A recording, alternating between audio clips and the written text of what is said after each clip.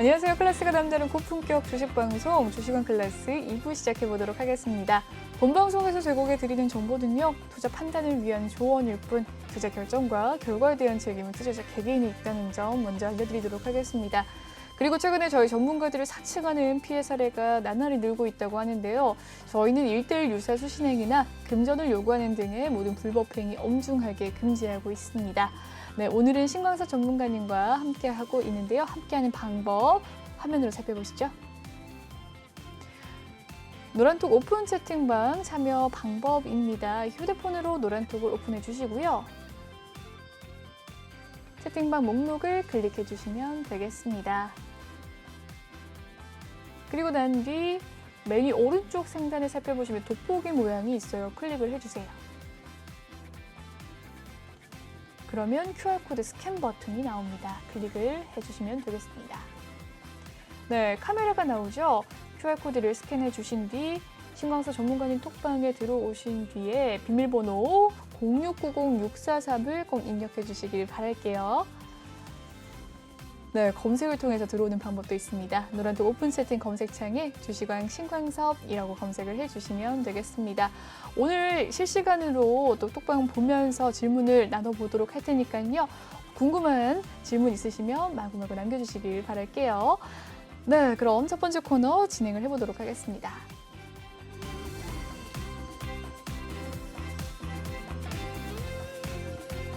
네, 이번 시간 주식원 클래스 코너입니다. 전문가님의 뉴욕 증시에 대한 이야기 살펴보고요.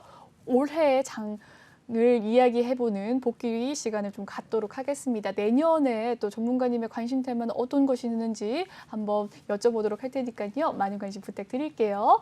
네, 전문가님. 네. 글로벌 경제 핫 이슈 이야기를 해보도록 하겠습니다. 네.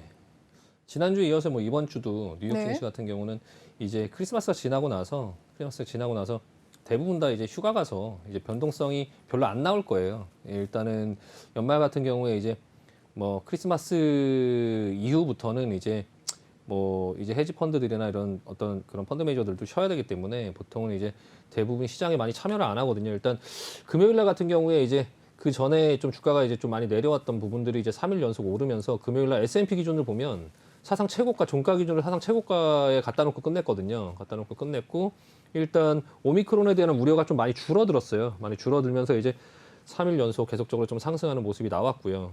오미크론은 일단 감염자가 입원할 확률이 이제 그 델타 변이하고 비교해서 한 50에서 70% 정도 낮다고 하고, 그런 가운데 이제 화이자에서는 뭐 알약 치료제가 나오고 이제 사용 승인 신청을 받고, 또 머크 같은 경우도 미국 FDA 승인을 받았다, 뭐 이런 얘기가 나오면서 시장에는 좀 긍정적인 재료가 됐고요.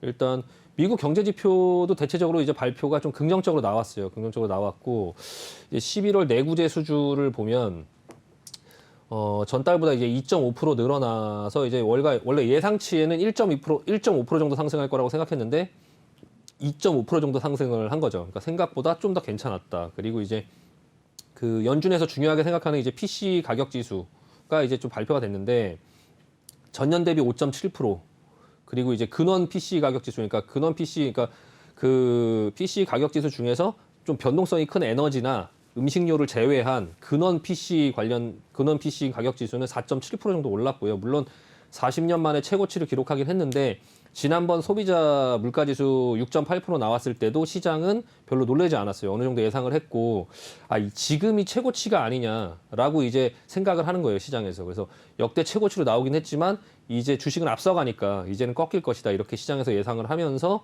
이제 물가 상승률도 이제 고점에 이제 다다랐다. 물가 이제 여기서 더 이상 올라가진 않을 거다, 이런 어떤 부분에 대한 긍정적인 전망이 나오면서 이제 지수는 상승을 했고요.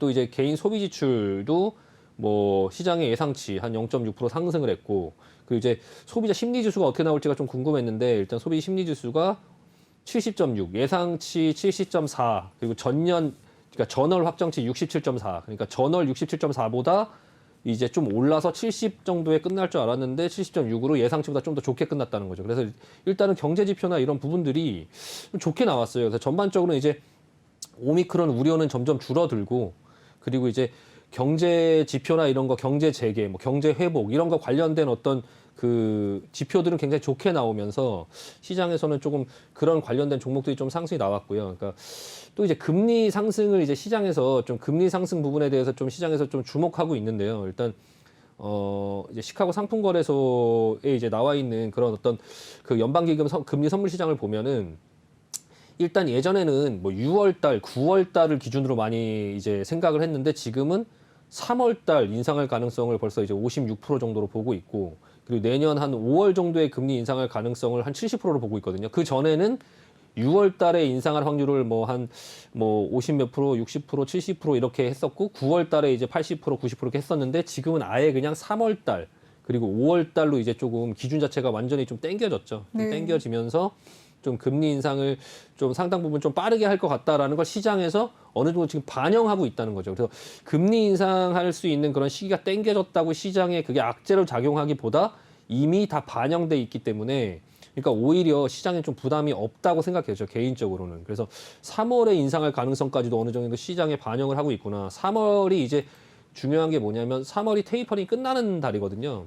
끝나는 달 바로 인상할 수도 있다라는 부분도 시장에서 생각을 하고 있다. 그래서 그 금리 인상 부분에 대해서는 지금 시장에서는 그렇게 크게 무서워하고 있지는 않는 것 같아요. 그래서 일단은 이 금리 인상을 가지고 참 얘기가 많아요. 그러니까 금리 인상을 하면 주가가 빠질 것이냐, 아니면 어떤 사람들은 또 금리 인상을 하면 경제가 좋아지기 때문에 주가가 올라갈 것이냐, 뭐 이런 부분을 가지고 금리 인상이 되면 과연 주가가 어떻게 되는 거냐, 이제 그런 얘기들을 많이 하는데요.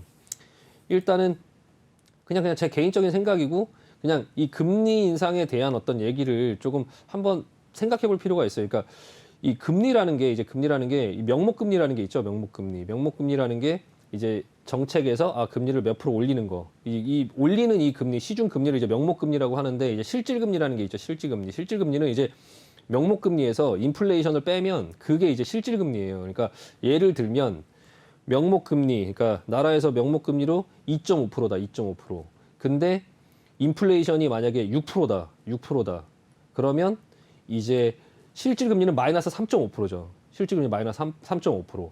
그러니까 이 상황 속에서 주가는 어떻게 움직일 거냐. 그러니까 여기서 이 인플레가 많이 높아지는 것 또한 주가에 그렇게 많이 악재가 되는 게 아니라는 거죠. 그러니까 결과적으로 인플레가 통제가 안 돼서 어쩔 수 없이 금리를 굉장히 빠른 시간에 올려야 되고 그 통제 안 되는 시장을 맞게 되면 이제 금리를 계속적으로 이제 그 어떤 시중의 상황과 관계없이 계속적으로 올려야 되는 그런 부분 때문에 주가에 굉장히 큰 부담을 주는 거지. 사실 인플레이션이 조금 올라간다고 해서 시장에서 이제 주식시장이나 이런 투자 자산에서 자금이 많이 빠져나오지 않는다는 거죠. 왜냐하면 인플레이션이 올라가는 게 돈의 값어치가 없어지는 거잖아요. 돈의 값어치가 없어지는 거. 네. 근데 만약에 아까 말씀드린 것처럼 인플레이션이 지금 현재 기준으로 내년에 만약에 3%나 4% 정도의 안정적으로 만약 형성이 된다. 근데 시중 금리는 0.5%, 만약에 3번 올려서 0.75%, 만약에 1%라 하더라도 인플레이션이 3%, 4% 정도가 돼 있다면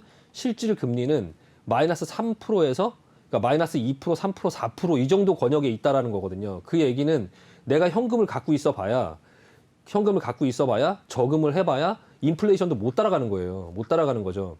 근데 채권은 어떤가요? 채권 금리도 굉장히 낮아져 있는 상태이기 때문에 인플레이션이 3, 4%에 머무르고 있으면 채권이라는 거는 목적 자체가 내가 돈을 보관하는데 인플레이션율을 어느 정도 해지하기 위한 수단으로 채권을 보통 많이 쓰거든요. 국채라든지 그런 부분에서. 근데 그런 해칭 기능이 전혀 안 되기 때문에 국채를 사야 될 이유도 없는 거죠. 지금 현재는 그런 인플레이션 때문에 조금 어떤 불안한 상황이 나올까봐 국채 금리가 떨어지고 국채 가격이 올라가는 거죠. 그런 안전자산 그냥 여기서 인플레이션으로 내 돈의 값어치가 없어지건 말건 간에 혹시나 그런 통제 안 되는 그런 참사가 벌어질까봐 돈을 보관을 하려고 국채를 사는 건데 그냥 이 나라 경제가 좀 안정적으로 지금처럼 경제 지표가 잘 나오고 인플레이션이 6%에서 5%, 4%, 3% 이렇게 내려오면서 안정적으로 만약에 3, 4%에서 굳어 있다면 금리를 인상한다 하더라도 실질 금리는 계속 마이너스 상태에 있기 때문에 투자 자산에서 돈을 뺄 이유가 전혀 없죠. 그러니까 주가는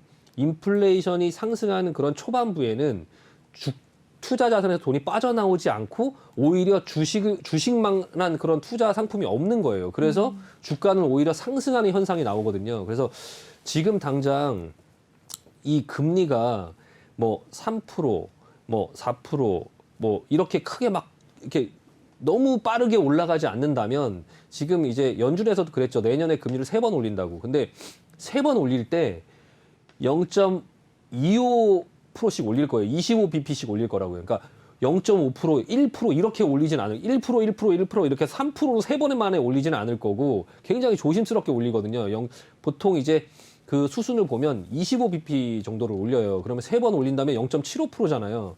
0.75%. 근데 인플레이션은 3, 4%대에 머무를 것이다라고 지금 예상을 하고 있고 이게 만약 안정적으로 지켜진다면 이 실질 금리가 그 은행에 저금을 하는 게 유리해. 주식에서 돈을 빼서 은행에 저금하는 게 유리한 상황이 나오려면 3, 4년 이상 걸릴 수 있어요. 그러니까 그 시간 동안에 오히려 주가는 오히려 계속 괜찮을 수도 있어요. 근데 그 와중에서 그런 큰 그림 속에서 주가를 5월에, 그러니까 금리를 5월에 올릴 줄 알았더니 3월에 올렸네, 4월에 올렸네, 생각보다 한 달 더 먼저 올렸네, 이런 어떤 얘기들이 나오면 일순간 주가는 좀 조정이 나올 수 있겠죠. 근데 대세에는 그렇게 큰 지장은 없다. 그러니까 그 금리를 굉장히 빨리 올려서 인플레이션, 뭐 하이퍼 인플레이션이라든지 이런 어떤 큰 대참사가 벌어지는 걸 막아야 되는 그런 시급한 상황이 아니라면 이 금리 인상 또한 저는 이제 시장에 그렇게 큰 영향을 줄 것 같지는 않다. 지금 그냥 계속적으로 좀 투자 자산에서 돈이 빠져나올 어떤 주식에서 돈이 빠져나올 특별한 어떤 그런 트리거니 되지는 못할 거다라고 생각을 하고요.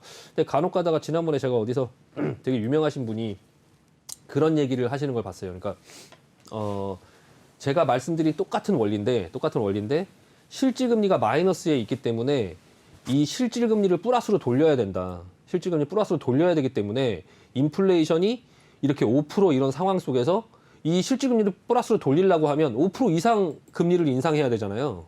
그러니까 명목금리가 5% 이상 돼야 이 인플레이션이 5% 이상 되는 것보다 더 높아야 실질금리가 1%라도 높아질 수 있잖아요. 근데 그럴 수 있다라는 것 때문에 시장이 폭락할 수 있다. 이렇게 얘기하시는 분들이 있는데 저는 그거는 약간 항공기가 멀쩡히 이제 잘 이착륙을 하는 항공기가 갑자기 공중에서 추락하는 어떤 그런 상황이 걱정돼서 나는 비행기를 못 탄다. 이런 얘기하고 비슷하다고 봐요. 그러니까 그런 이제 명목금리를 실질금리가 플러스 될 때까지 높여야 된다라는 주장을 하는 어떤 그런 부분에서는 좀 저는 그거는 좀 아니다. 그거는 그렇게 해서 투자를 못 한다라고 하는 거는 사실 교통사고 당할까봐 횡단보도를 못 건넌다 이런 얘기처럼 항상 그런 최악의 상황을 생각해서 뭔가를 하기보다는 좀 그냥 평범한 상황 속에서 좀 이성적으로 판단을 하는 게 맞지 않나. 물론 그런 상황이 벌어질 수 있겠지만 그런 상황은 진짜 이 물가가 통제가 안 되고 진짜 뭐 난리가 나고 막 그런 상황이 돼야 그런 현상이 벌어질 텐데 일단 그것 때문에 좀 걱정을 할 필요는 없을 거라고 생각을 하고요. 일단은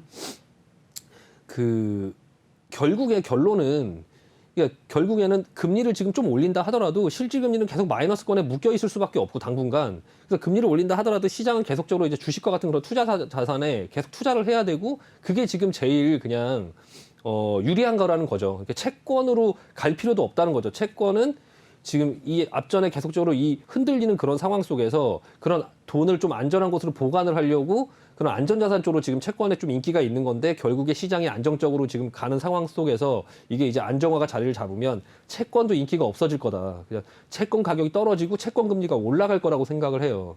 그래서 지금 채권 금리도 굉장히 너무 낮아져 있거든요. 너무 낮아져 있어요. 지금 채권 금리는.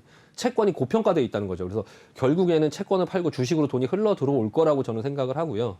일단 시장은 저는 굉장히 아직도 긍정적으로 봅니다. 그래서 아직까지 갈 수 있는 여력은 많이 남았다. 그러니까 시장이 계속 지루한 모습을 보이긴 하지만 앞전에도 굉장히 제가 많이 겪어봤던 일이고요. 그 상황 속에서 혼자 괜히 엄한 생각해갖고 주식 먼저 팔고 나온 적이 굉장히 많거든요. 그래서 제가 이번에는 조금 더 냉철하게 생각하고 여러 가지 상황들을 조금 더 보는 눈이 조금 많아졌고 경험이 좀 더 많아졌으니까 지금은 제가 봤을 때는 아직까지 시장의 상승 여력은 아직도 좀 더 많이 남았다라고 생각이 들고요.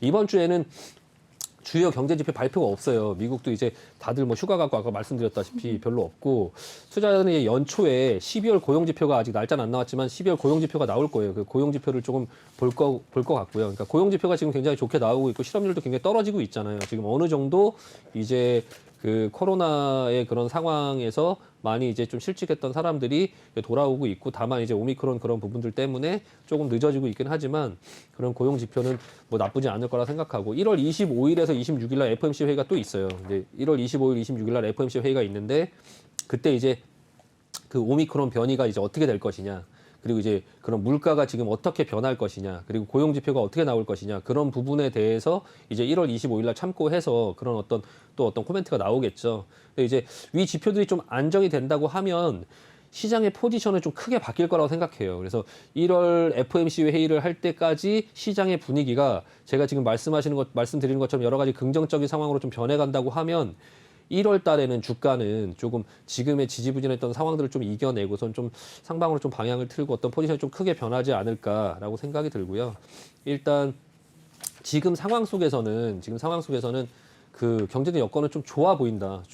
그리고 이제 그 연초에 이제 통계학적으로 그냥 이제 주가가 상승한 적이 좀 많았다. 그리고 이제 마지막으로 한 가지 더 말씀드리면, 뱅크 오브 아메리카의 그 이코노미스트하고 이제 그 전략가들이 내년 글로벌 경제에 대해서 예상한 게 있는데, 내년 경제 예상한 게 GDP 성장률이, 글로벌 GDP 성장률 4.3% 정도를 지금 보고 있어요. 4.3%. 미국이 4.0%, 그리고 중국이 4.0%, 유럽이 3.6% 정도.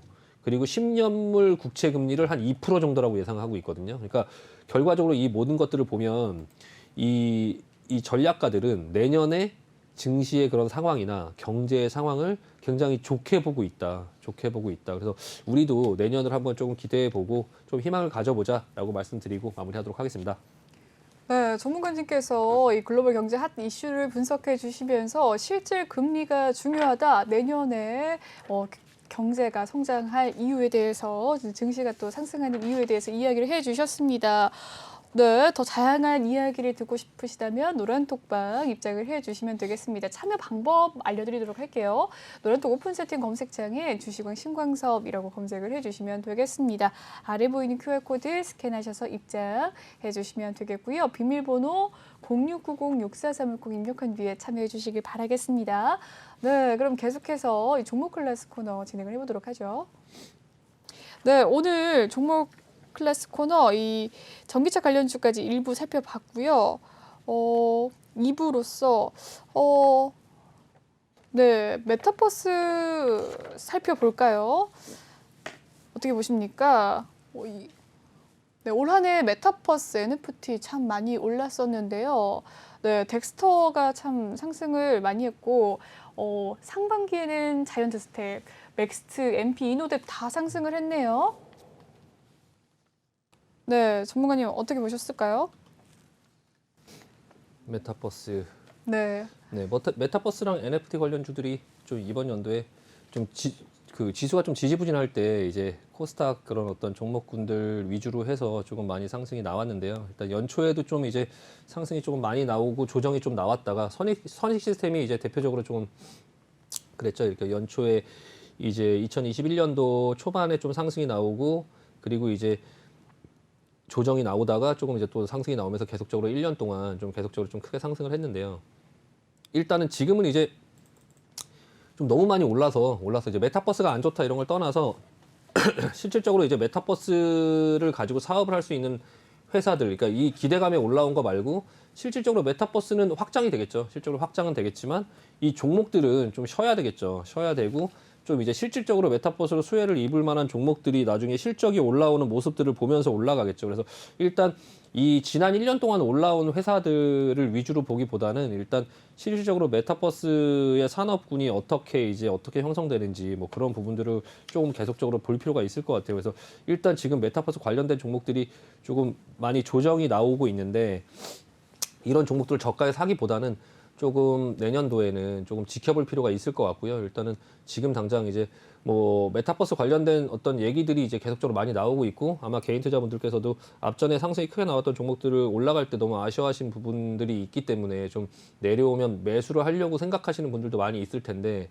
저는 조금 말리고 싶고요. 일단 지금 상황에서는 지금 상황에서는 좀 그냥 지켜보자. 일단은 지금 뭐 선익 시스템이라든지 뭐 MP라든지 뭐 이런 종목들이 있는데 좀 많이 올라서 지금 이제 내려오고 있는 그런 와중 속에 있으니까 일단은 조금 지켜볼 필요가 있고 이제 지금은 좀 접근하지 말자라고 말씀드리고 싶습니다. 그래서 네, NFT 관련된 종목들 같은 경우는 이제 뭐 갤럭시아 컴즈라는 종목이 이제 가장 갤럭시아 머니트리가 이제 가장 그 대표적으로 조금 많이 올라왔는데 이 종목도 모양을 보면은 나중에 다시 오른다 하더라도 지금은 좀 계속 내려오려고 하는 모양 속에 있거든요. 지금 보시면은 제가 맨날 얘기하는 이제 그 부분이 있죠. 그러니까 1파 하락했으면 옆으로 눕고 다시 한번 3파 하락이 있다 이거. 그러니까 좀 여기서 다시 이렇게 해서 다시 올라갈 거라는 그런 어떤 나만의 그런 상상을 하기보다는 그냥 내려왔다가 옆으로 기다가 다시 한번 밑으로 내려올 수 있고 그리고 나서 이 밑에서 이제 뭐 다시 잡으면 그리고 뭐 기다가 다시 어떤 부각을 받으면 올라갈 수 있을 수도 있겠지만 어쨌든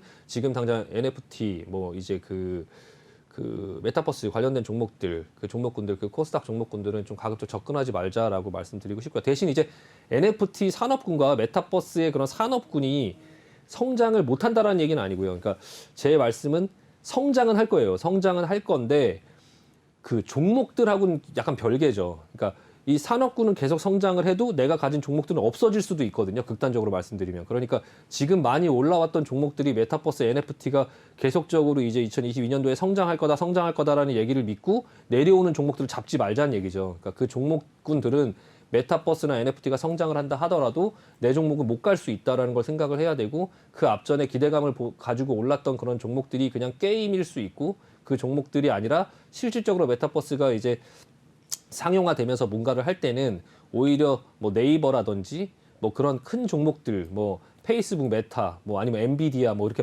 얘기하는 것처럼 뭐 지난번에도 말씀드렸지만 그걸 하려고 하면 반도체 뭐 핸드폰의 그런 어떤 기기들 그런 고도화되는 필요한 기기들 VR 뭐 AR 카메라 관련된 어떤 그런 카메라의 성능 그런 어떤 종목들이 수혜를 입을 확률이 많고 그 앞전에 나왔던 뭐 선익 시스템이라든지 이런 종목들은 좀 아닐 수 있다, 소외될 수 있다. 그래서 그런 부분들을 좀 조심하자라고 말씀드리고 싶습니다. 네.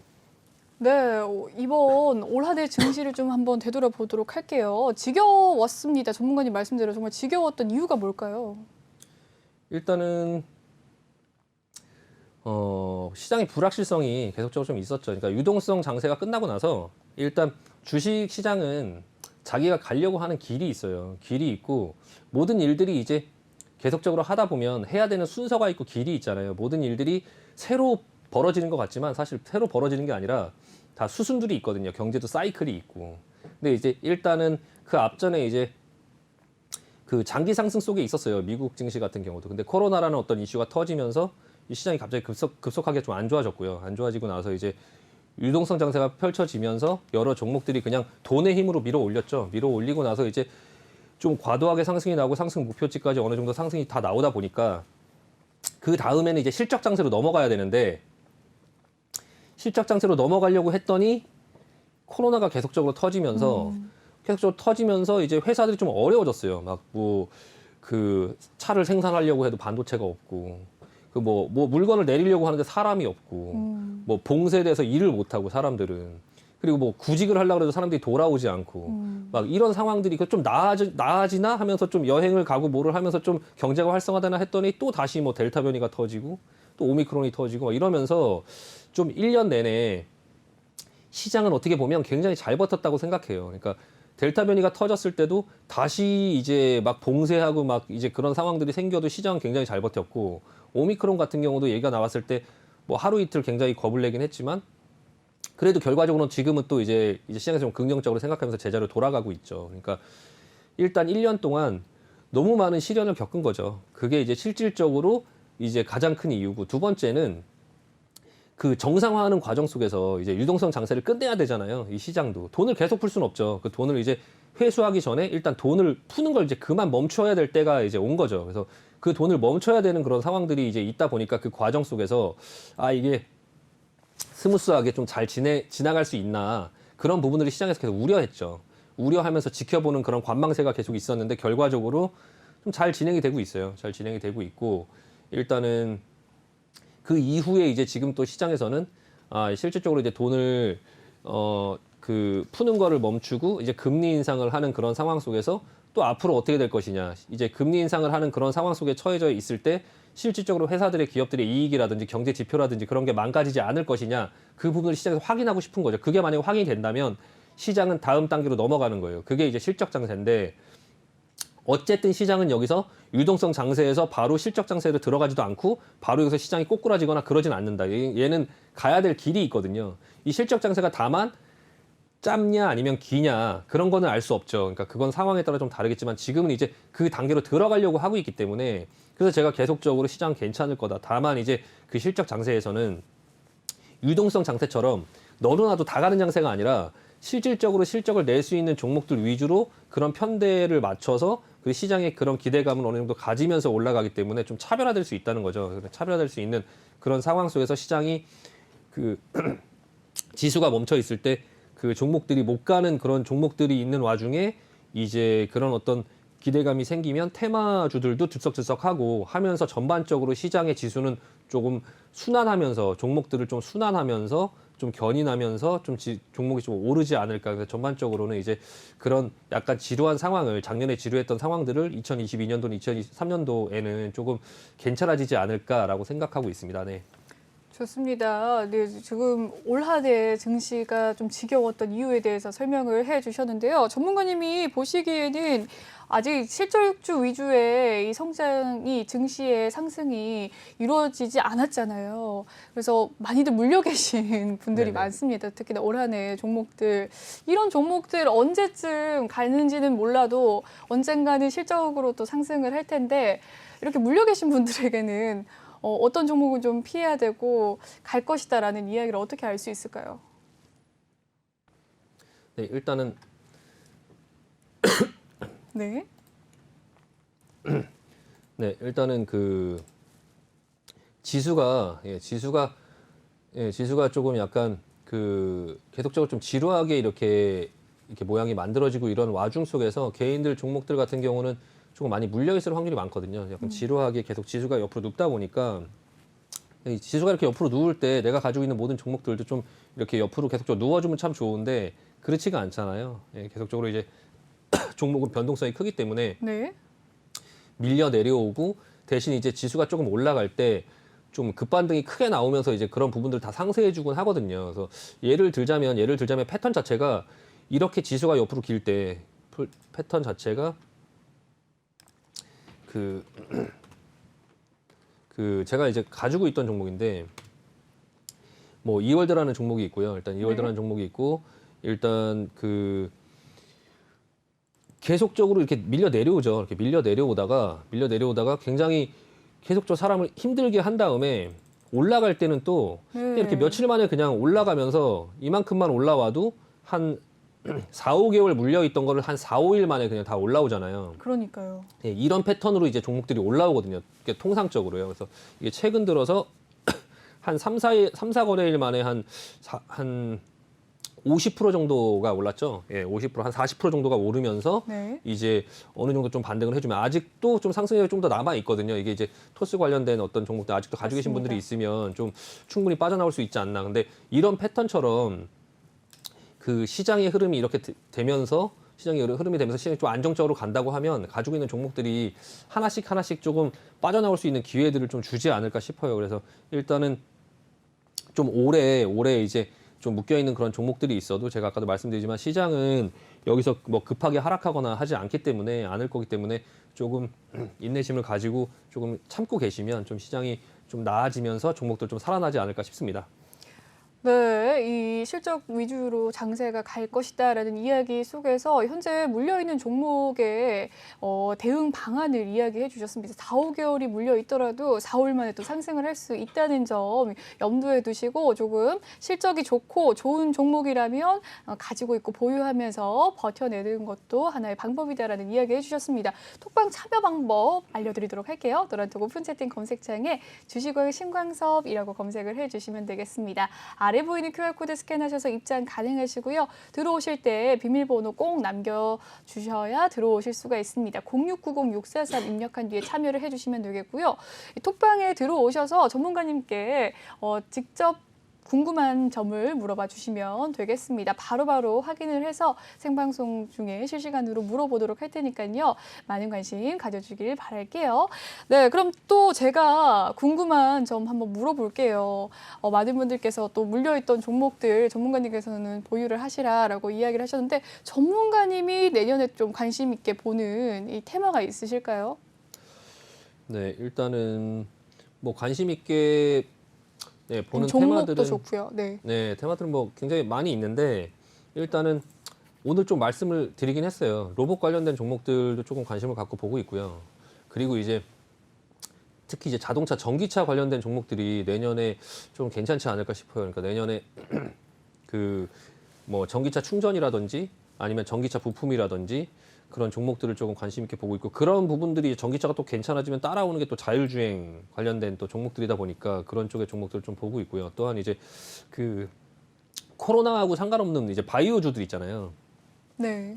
뭐 줄기세포 치료제라든지 이제 바이오 같은 경우도 이제 그 항상 나라에서 좀 항상 그걸 키우려고 하는 그런 또 섹터이기 때문에 그리고 우리나라에서 굉장히 큰 비중을 차지하고 있어요. 그러니까 코스닥 같은 경우도 뭐 과거 한동안에는 이제 1위부터 뭐 한 10위권 안에 한 5개 절반 이상이 전부 다 바이오로 채워져 있을 정도로 그랬죠. 네. 예, 그 비중이 굉장히 컸었는데 지금은 이제 뭐 게임주도 많이 들어와 있고 뭐 이제 그렇긴 하지만 그 바이오 섹터도 그 코로나하고 좀 관련 없는 코로나 때문에 슈팅이 나오지 않았던 그런 종목들 위주로 좀 많이 내려와 있는 뭐 셀트리온이라든지 뭐 삼성 바이오로직스라든지 뭐 그런 어떤 종목을 비롯해서 뭐 줄기세포 치료제 뭐 차바이오텍이라든지 뭐 코아스템이라든지 뭐 그런 줄기세포 치료제에 관련된 또 그런 종목들도 좀 관심 있게 보고 있고요. 일단은 그 종목들을 여러 가지들을 이제 관심 있게 보고 있다가 사실 그 제 생각보다 더 중요한 건 시장의 반응이죠. 그러니까 생각을 좀 관심 있게 보고 있어야 그 종목들이 움직여도 내가 거기에 반응을 할 수 있잖아요. 그러니까 일단은 그런 여러 가지 섹터들을 조금 열어놓고 그리고 나서 이제 그 종목들을 좀 주목해서 보고 있다가 시장에 어떤 반응이 나오면 조금 발빠르게 따라가려고 생각을 하고 있고요. 어느 정도 그래도 안전하게 그 중에서 어떤 섹터 하나만 조금 관심 있게 보겠냐 뭐 이렇게 물어보신다면 저는 이제 전기차 부품주들을 지금 조금 약간 관심 있게 보고 있어요. 그래서 일단 그 자동차 섹터 자체가 반도체로 인해서 반도체 생산 부족으로 인해서 굉장히 작년에 힘든 한 해를 보냈거든요. 현대차, 기아차 뭐 다 마찬가지고요. 근데 그건 어쨌든 시간이 지나면 해결이 될 문제이기 때문에 조금 시간이 지나고 하면은 괜찮아지지 않을까. 그래서 그 부분 때문에 이제 그 자동차 부품주들도 같이 좀 가지 못한 그런 그 부분이 있는데 좀 오히려 2022년도에는 그런 게 기저효과로 작용되면서 좀 반도체 공급 문제로 좀 억눌렸던 그런 자동차 생산이나 이런 부분들이 조금 이제 그 해결이 되면서 오히려 조금 이 회복 속도가 빨라지지 않을까. 그래서 그 부분에 대한 부분으로 이제 자동차 부품 관련된 종목들뿐만 아니라 이제 전기차 그런 어떤 이슈까지 이제 좀 같이 붙어주면서 조금 그 시장을 좀 견인하지 않을까라는 그냥 생각을 좀 하고 있어요. 그게 아까 이제 제일 최우선 섹터로 이제 자동차 섹터를 좀 보고 있고요. 네. 네. 자동차 섹터를 관심 있게 보고 계신다라고 이야기를 하시면서 자율주행 테마, 뭐 배터리 관련주들 이야기를 또 해주셨는데요. 전문가님 또 이건 제가 궁금한 점인데 전문가님 가장 오래 가지고 계신 주식 종목 있죠? 네. 몇 년 정도 가지고 계셨어요? 가장 많이 들고 있는 종목이요. 많이 들고 있는, 오래 들고 있던 보유 가장 종목. 오래 들고 네. 있는 종목이요. 지금은 매도를 하셨더라도 네. 그게 하는 것들 중에서 네. 가장 이제 오래 들고 있었던 종목들이 네. 한 어느 정도 들고 있었냐를 네. 질문하시는 거죠. 보통 저는 뭐 2년 이상은 잘 안 들고 있어요. 2년 이상은 잘 안 들고 있고요. 좀 많이 들고 있는 종목들 같은 경우는 한 1년 이상 들고 있는 종목들은 조금 있어요. 그러니까 가끔씩 있고. 네. 그게 이제 그 두 가지 이유가 있죠. 그러니까 뭔가를 기다리는 종목들이 있고요. 그러니까 작전주 네. 같은 경우나 세력주 같은 경우나 아니면 실적주 같은 경우나 네. 움직임을 보면 저는 이제 그 다음 흐름을 예상을 어느 정도 하거든요. 네. 근데 이제 그 흐름이 예상은 되는데 시점은 못 맞추기 때문에 그 예상의 흐름이 나올 때까지 계속 기다리는 거죠. 예. 기다리다 보면 그게 이제 당장 이게 상장 뭐 심사가 들어갔어라고 해도 곧 뭐 한 2, 3개월대로 될 것 같지만 또 그게 안 되고선 1년 막 이렇게 차일피일 미뤄지는 것들도 있고요. 네. 예, 상황들이. 그래서 어쩔 수 없이 그럼 그 얘기가 나올 때까지 저는 끝까지 들고 있는 거죠. 그러니까 뭐 예를 들면 이월드 같은 경우도 굉장히 오래 들고 있었어요. 그때 이제 뭐 경선할 때 이낙연 관련주를 일단 접근을 했는데 일단 올 초겠네요. 네, 토스 상장 이슈가 있으니까 혹시나 이낙연 관련주로 들고 있다가 만약에 이낙연 그 후보가 떨어진다고 하면 네. 손절하기보다는 그냥 들고 있겠다. 들고 있고 좀 저가에 좀 더 사서 토스 상장하는 그런 이슈가 나올 때까지 좀 기다려 보겠다라고 생각을 했던 그런 종목인데 그래서 이제 굉장히 오랜 시간 동안 이제 들고 있게 되는 거죠. 물려 있는 상태로 이제 들고 있는 것 같은 경우는요. 근데 만약에 이제 뭐 수익인 상태로 기다리고 있는 종목들 같은 경우는 뭐 올라가는 속도가 가팔라지기 전까지 좀 들고 있는 거죠. 예전에 한 만도 같은 종목이 이제 3만 원에 사서 한 6만 원 정도까지 들고 있었는데 그냥 올라가는 모양에서 특별히 그냥 그 뭐 크게 꺾이지 않고 올라가는 그런 어떤 각도가 완만하니까 일단 들고 있고 어느 정도 슈팅이 나왔을 때는 조금 매도를 하는 그런 부분들이 되는데 일단 좀 오래 들고 있지 않아서 가장 조금 후회했던 종목은 HMM이죠. HMM 작년도. 예, 작년도 HMM을 5천 원 정도부터 사서 갖고 있었는데 이제 13,000원 정도에 매도를 했더니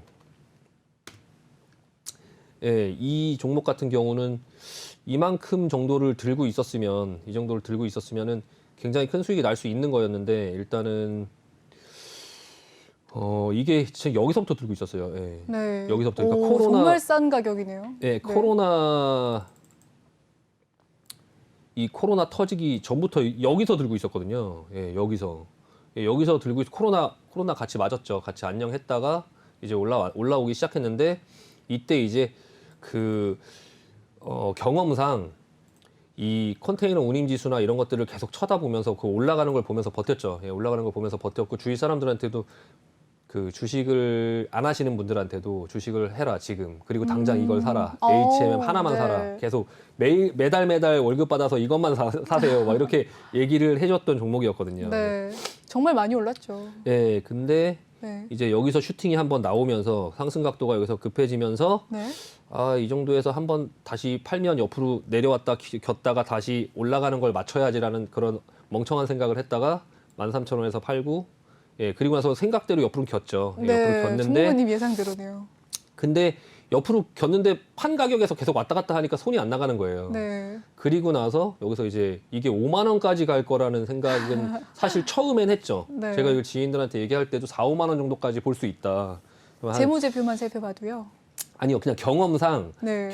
이제 이 종목이 원래 현대상선이라는 종목이었는데 네. 이제 여러 가지 이제 주식을 볼 때는 이 기술적인 것만 보는 게 아니라 이 얘네들의 그런 역사를 알아야 되거든요. 그러니까 이 해운 주식들이 10년 동안 치킨 게임을 했어요. 그러니까 머스크라는 그리스의 제일 그리스 이제 세계 1위 업체죠. 1위 업체가 일부러 이 컨테이너 운임을 계속적으로 반의 반토막을 막 내면서 그 여러 전 세계에 있는 해운 회사들을 망하게 했거든요. 그 망하게 한 그런 회사들 중에 우리나라 회사 이제 가장 큰 한진해운이 망했죠. 그때 망하고 현대상선도 망했어요. 이 HM도 망했는데 이제 나라에서 그래도 해운사 하나는 살려야 된다. 그래야 우리나라가 수출을 많이 하는 나라고 하다 보니까 이거를 해운사를 갖고 있지 않으면 수출하고 하는 다른 이제 그 산업군에 문제가 생길 수 있다라고 하면서 현대상선을 살린 거죠. 그게 이제 HMM이에요. 그래서 산업은행에서 이걸 인수를 해갖고 이제 살리면서 이제 운영을 하다가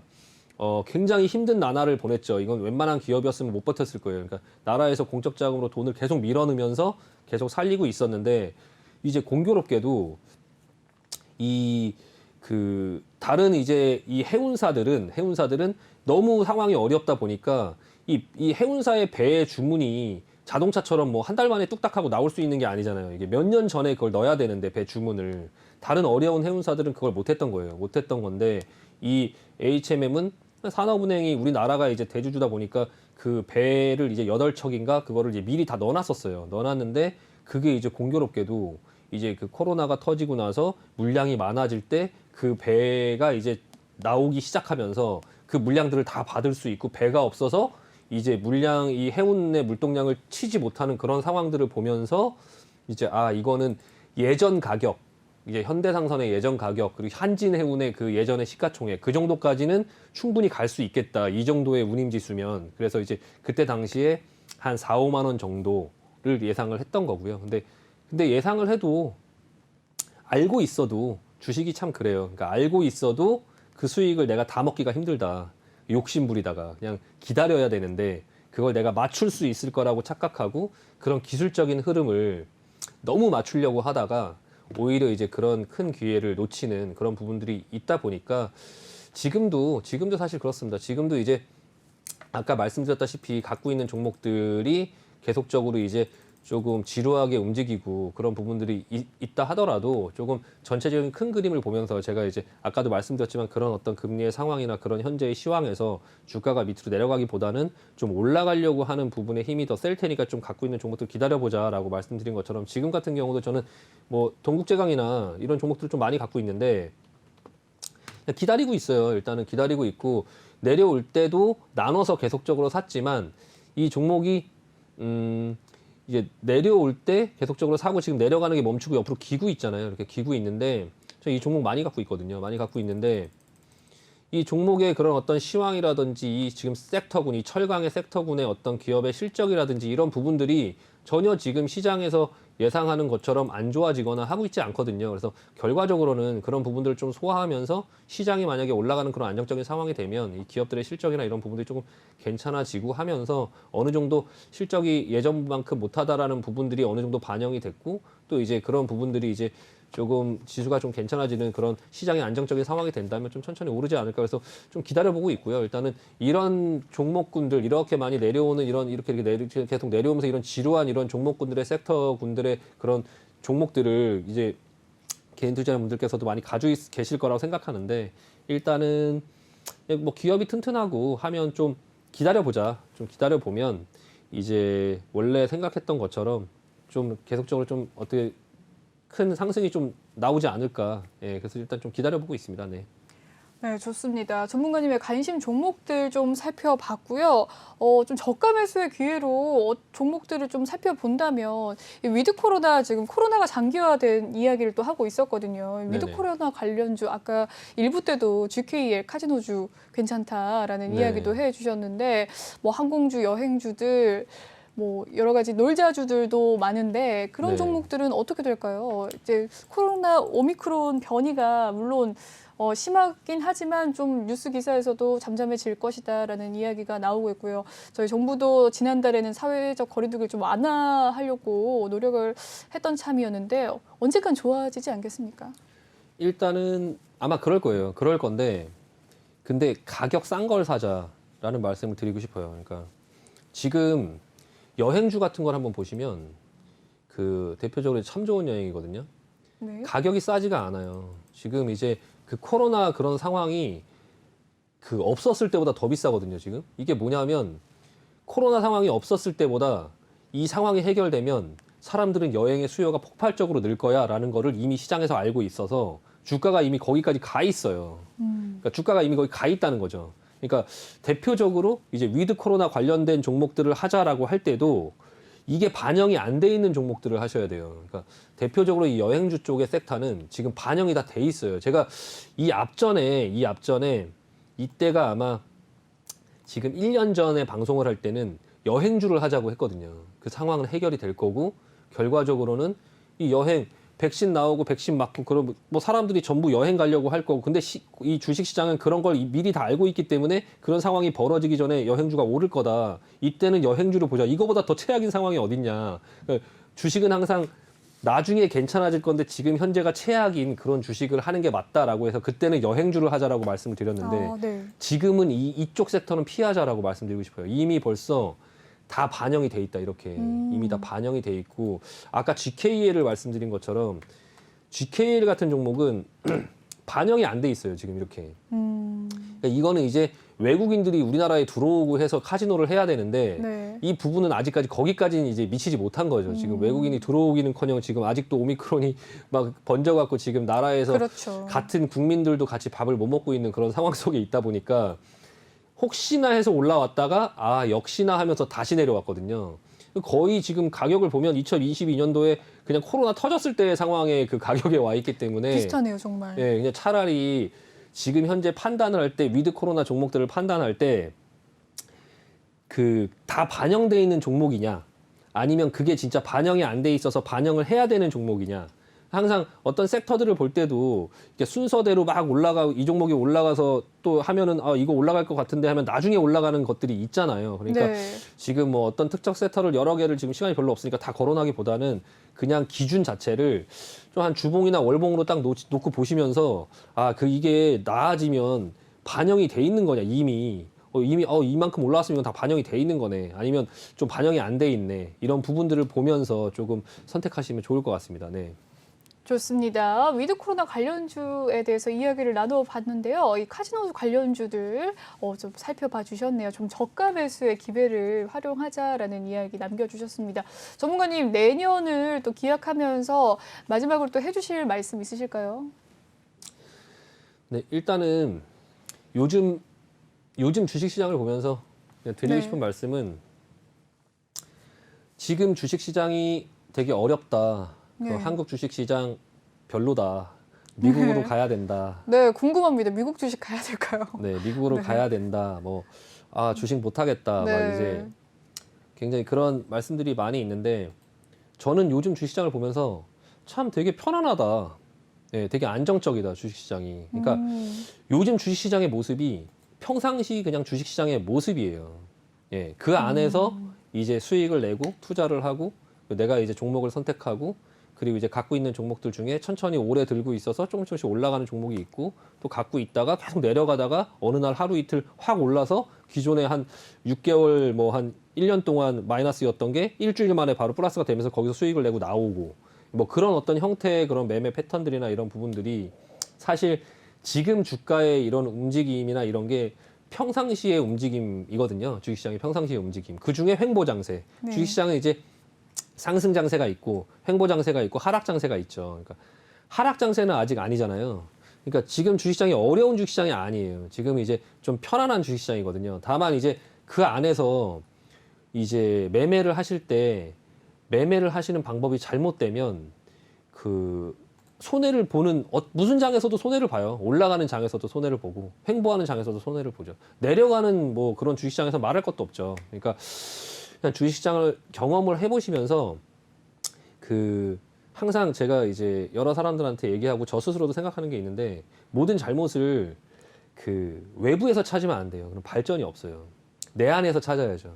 그러니까 내가 뭘 잘못했기 때문에 상황이 지금 이렇게 됐나, 내 계좌가 이런 장세에서 저 사람이 얘기할 때는 참 나쁜 장세가 아니라는데, 되게 안정적인 장세라는데 뭐 때문에 지금 내가 어떤 매매 패턴, 내가 뭘 잘못해서 그래서 내가 지금 주가가 지금 내 계좌가 이런가, 그 부분들 좀 찾아서 계속적으로 고쳐 나가시기에는 굉장히 좋은 시기이고, 그런 부분들을 좀 배워 나가시면서, 주식은 한번 하시면 평생 하는 거기 때문에 그런 부분들을 조금 이제 한번 다시 돌아보시면 좋을 것 같고요. 그리고 지금 돌아보시면서 그런 것들을 할 때 위험하지 않은 게, 제가 아까도 말씀드렸지만 주식시장은 올라갈 겁니다. 올라갈 거니까 그냥 그런 부분에서 이제 짜증을 내거나 아니면은 주식시장이 안 좋다, 미국으로 가야 된다, 이런 거를 하기에 앞서서 그냥 좀 돌아보시면서 좀 상황들을 좀 기다려 보면서, 이 상황들을 그냥 좀 받아들이면서 인정하면서 좀 기다려 보시면 주식시장도 배우면서 수익도 낼 수 있는 그런 부분들의 사람이 될 수 있지 않을까 싶습니다. 네. 네, 좋습니다. 전문가님의 내년 증시에 대한 전망을 또 들어봤습니다. 네, 여기까지 살펴보도록 하겠습니다. 전문가님, 이제 보내드려야 될 시간이에요. 오늘 고생 너무 많으셨습니다. 네, 수고하셨습니다. 내년에 뵐게요. 네, 내년에 뵙겠습니다. 네. 네. 본방송에서 제공해드리는 정보는요, 투자 판단을 위한 조언일 뿐, 투자 결정과 결과에 대한 책임은 투자자 개개인에 있다는 점 알려드리도록 하겠습니다. 그리고 최근에 저희 전문가들을 사칭하는 피해 사례가 나날이 늘고 있거든요. 저희는 1대1 유사 수신행위나 금전을 요구하는 등의 모든 불법 행위를 엄중하게 금지하고 있습니다. 네, 2부는 여기까지고요. 잠시 후 3부 함께하도록 하겠습니다. 시청해주신 여러분 고맙습니다.